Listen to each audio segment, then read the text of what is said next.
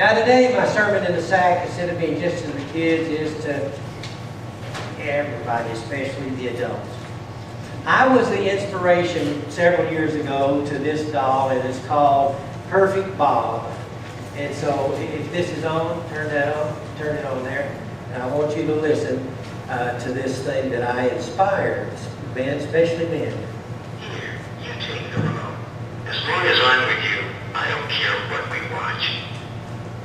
You know, I think it's really important that we talk about our relationship. Let's just cuddle tonight. You look so beautiful in the morning. No, you don't look at all fat in that dress. How could anything make you look fat? Aw, can't you let us stay another week? Hello, darling. Have I told you I loved you lately? Did you have a hard day, honey? Why don't you sit down and let me rub your feet? You're going shopping by yourself? How about if I tag along and carry your bags? Actually, I'm not sure which way to go. I'll turn in here and ask directions.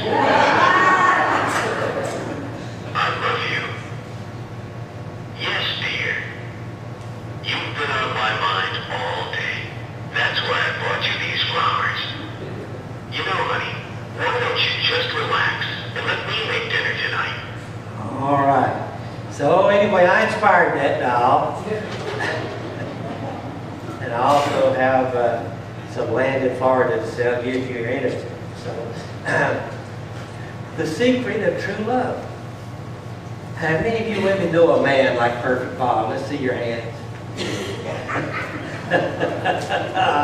Oh, ladies, you're not supposed to fib in church. You're not supposed to fib in church. We're going to talk about this morning so that we can understand in the following 3 weeks about love. The Bible is much more intricate on language than we are in English. In English we say, I love apple pie. I love my new car. I love my friends. I love my children. I love my husband. I love my wife. You know, when you're through eating an apple, you throw the core away. I love my new shoes, but after a couple of years, you throw them away. So after you love your new bride or groom, you throw them away. So we don't understand. We don't have the right words in English for love. In the Bible, they do. Now, there was one word that was so negative, they wouldn't put it in the Bible. They alluded to it because the pagans had named a goddess after one of these words, and it was the word eros. And really, it's misunderstood. Eros love is self-centered love. God gave us eros love, self-centered love, as babies. The moment you're born, you are 100% selfish and self-centered. No baby ever said, Mother, sleep on, I know you're tired. I can wait a couple hours before I eat or before you change me. No baby's ever said that. You could come in and take a baby out, a 3-month-old baby out of its mother's arms, let's say a 1-month-old baby out of its mother's arms, and take it away. As long as you fed it and kept it warm, it wouldn't care.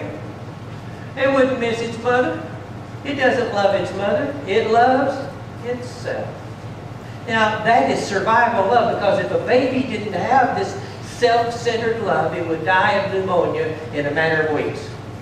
Or it would die of hunger or whatever, in trying to be polite to its mother. It wouldn't survive. So God gave a baby the kind of love that a baby needs to survive. Infantile, selfish, self-centered love. A survival kind of love. Now, as an adult, we still have remnants of it. We still have remnants of it. Sensual love is the 5 senses. Seeing. You see a beautiful sunset. You see a beautiful flower. You see someone you have, your friend you haven't seen in a long time. You see a work of art. You see these beautiful stained glass windows.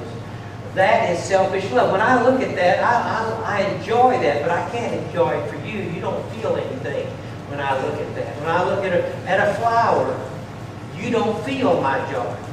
You have to do it for yourself. So it is a sensual, self-centered love. Then there's smell. Channel number 5. You know, then there's the smell of a fresh game lying on the ground. Men only know that good smell. The ladies don't usually like that. But then there is the smell of good food cooking. Then there is touch, the feel of velvet, the touch of your girlfriend's hand. Then your heart goes and you almost die. You know, it's amazing so many young boys live to be 18. Then there is the sense of taste. Ice cream, steak, barbecue, caviar, crocodile tail, escargot, all of those things, rattlesnake, all of that good stuff. Then hearing Beethoven, a beautiful symphony, the Hallelujah choir, the Hallelujah chorus, the sound of someone's voice you've missed and haven't seen in a long time. So these are the 5 senses. They're strictly self-centered, but when it comes to eating food and enjoying a painting or a sunset or smelling perfume, God gave that to us, and as an adult, that's okay. But when, as an adult, you pervert that and you love a human being as though they were a thing, that is a perversion and that is a sin. See, if you love someone because they smell good and they look good and they feel good and they taste good, you have diminished them from being in the image of God to being a thing like a hot dog or an ice cream cone. And after you're through using them, you just discard them and forget them. Eating a wonderful meal is a self-centered experience. God intended it to be enjoyable. But this kind of love is infantile. It's for survival. But if you do it as an adult, it's no longer cute as it is in a baby. You then become a pig. You just go through life getting all the good, joyous feelings you can. You look for the coolest, muddiest place to wallow. You ever heard one pig?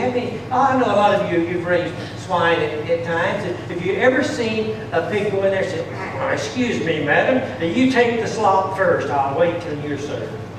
Or, "Excuse me, you take the cooler place in the mud. I'll sit over here where it's a little drier." No pig ever does that. They get in there and for themselves. And every adult in here knows another adult that's like that.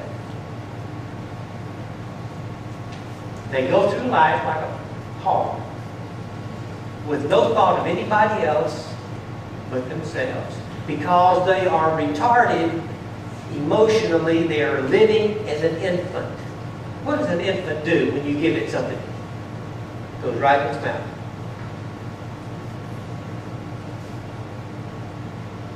And when you have adults that are that way, what can I consume? What can I get for me? How much more can I have? Like Adele DeMarcos, with her thousands of pairs of shoes, never satisfied. In 2 Samuel, the 13th chapter, it says Amnon, the son of David, fell in love with Tamar, the beautiful daughter of David. So this was his half-sister. And I don't have time to go into detail about it now, but basically he pretended to be sick and said, "I am so sick, I'm going to die. And the only way I can survive is if my sister brings me food and feeds me from her own hand. Otherwise, I will waste away and die in this very spot."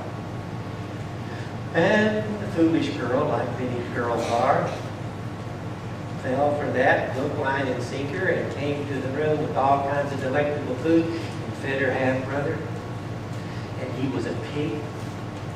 He was a pig of pigs, and he raped her.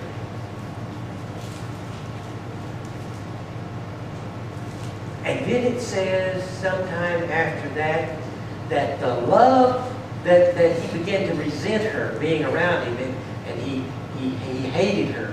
And he says the hate with which he hated her was greater than the love with which he had loved her. The hatred he had for her was greater than the lust he had for her. And that's the way a lot of human relationships are. You want to love and be loved? Well, first, are you loving someone like they were an apple or a shoe? Or are you loving them like they were someone who was made in the image of God? Someone who is priceless and unique?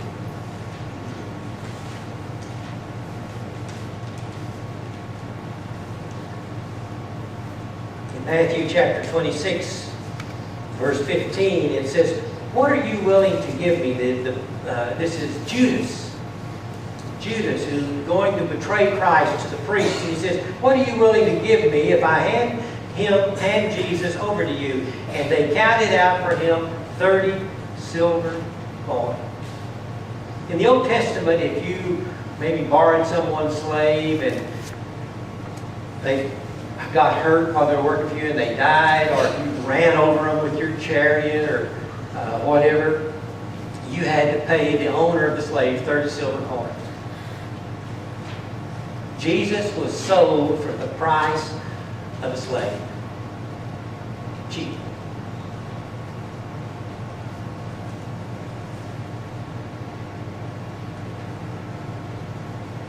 Before we sin, we count the gain.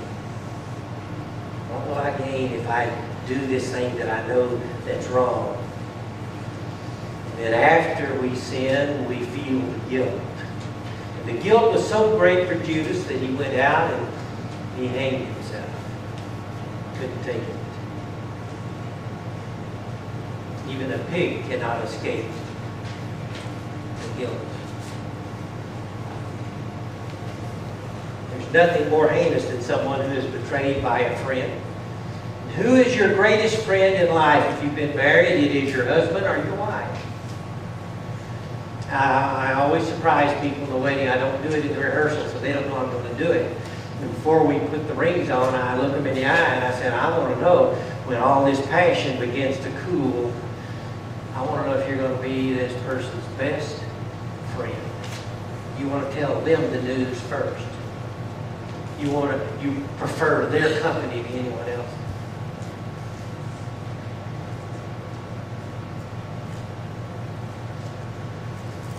Even the great Caesar, Julius Caesar, was betrayed by his very best friend. And they say that as they came to stab him and they came to assassinate him, that he tried to defend himself and deflect the blows until he saw Brutus, his best friend, had a knife in his hand.